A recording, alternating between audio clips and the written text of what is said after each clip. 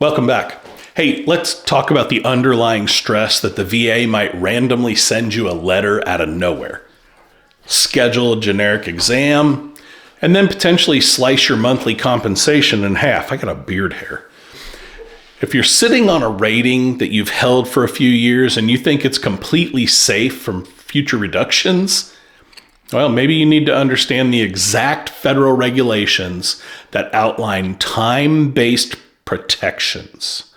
Because a single unexcused oversight on your medical history can reopen the entire file for evaluation.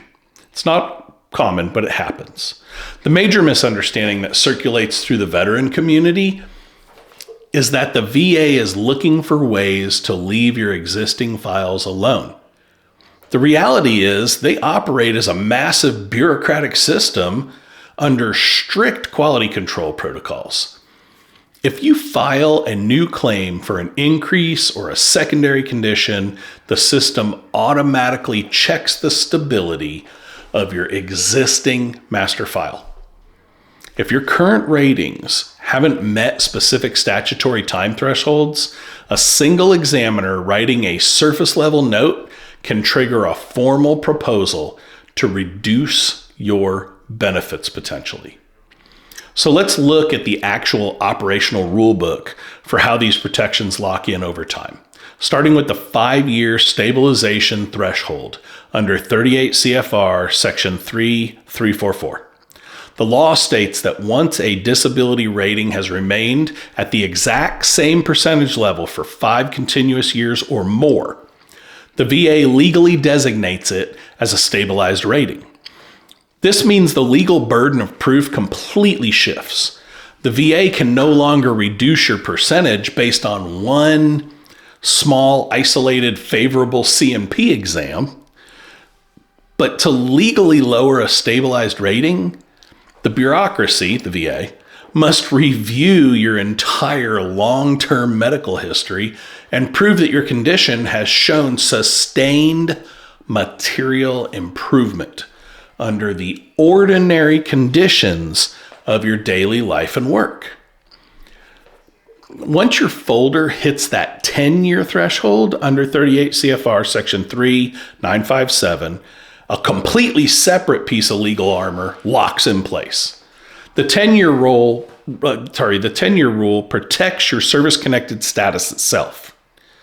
After a condition has been service-connected for a decade, the VA cannot completely sever or revoke that connection unless they can prove the original grant was obtained through blatant fraud or your military records show you lacked qualifying service. That's it.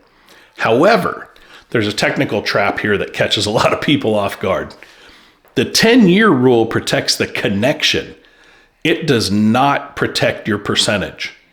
If they have proof of continuous medical improvement, they can still reduce a 10% rating down to a 0% rating after year 10. You're still service connected, but that monthly cash at that 10% would just basically disappear or get lowered if it was higher. The absolute master protection in the regulations is the 20-year continuous rating rule under 38 CFR section 3951. This rule completely locks down your service connection and the exact percentage value. If a disability has been rated at or above a specific percentage for 20 consecutive years, the VA is legally barred from ever reducing it below that level under any circumstances except proven fraud. Even if a modern medical procedure completely cures the physical limitation, or your range of motion just miraculously returns to normal, the system cannot touch that benefit baseline. The strategy that saves your file from an unexpected review relies entirely on understanding how to maintain your medical record baseline before the system ever reviews it. Many veterans stop going to the doctor once they receive a rating because they're tired of dealing with VA clinics. But if your records show a complete 3-year gap in treatment for for a non-static back or joint condition, a rater looking at your file can interpret that silence as medical improvement. So continuous documented care is the physical proof that keeps the reduction machinery from turning against you. Just go once a year or so. So let's look at the exact tactical steps now that you'll need to execute to verify that your protection is in place, right? Step 1, get your official VA rating code sheet from your complete file so that you can audit your definitive starting baselines. Do not look at the generic decision letters or the broad summary pages on the online website. You need the internal code sheet because it lists the exact effective date for every single separate diagnostic code that you hold. Calculate the precise calendar date when each individual rating crosses the 5, 10, and 20-year thresholds so that you know exactly which elements of your file are currently stabilized and which ones, well, they could be up for routine evaluation potentially. Step 2 is ensuring a consistent, unbroken paper trail of clinical treatment for any rating that has not yet crossed the 5-year mark.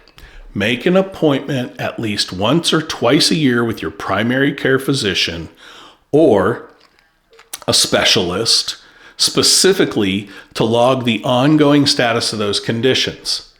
Ensure the clinical progress notes explicitly document that your symptoms are persistent, that you are still using your prescribed meds or CPAP devices, etc., and that the severity of the condition remains completely unchanged. Step 3 is responding immediately and formally if you ever receive a letter titled Notice of Proposed Reduction. If the VA sends you this notification, you have exactly 30 days from the date on that letter to request a formal personal hearing and 60 days to submit fresh medical evidence. The moment you submit a formal request for that hearing, the VA is legally required to freeze the reduction process. They will stop it for the time being. Your current monthly check stays locked in place while that review is scheduled. This can buy you critical time, just in case you need to go get new medical records, new statements, etc. And speaking of which, step 4, which is utilizing buddy statements to counter the one-off CMP exam that maybe had a bad note in it. If that single examiner says your condition's improved, but your daily life says otherwise, have your spouse, a family member, a coworker, have all of them write a formal statement as a buddy statement.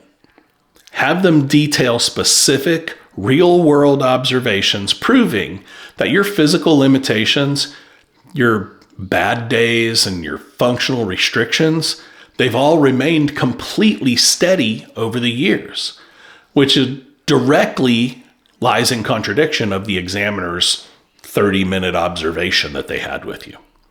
When you know the exact time-based rules of the system, you stop operating with anxiety and start managing your medical files with total precision. You preserve your effective dates. You keep your treatment logs current, and you protect your family's long-term financial security by making sure that your earned ratings are legally unassailable. Thanks for watching. Don't forget to like, share, and subscribe, and most of all, just help me get the word out to more and more veterans, because I believe that this information is not communicated well, and I'm here to make sure that that gets done. Take care of one another. We'll see you in the next one.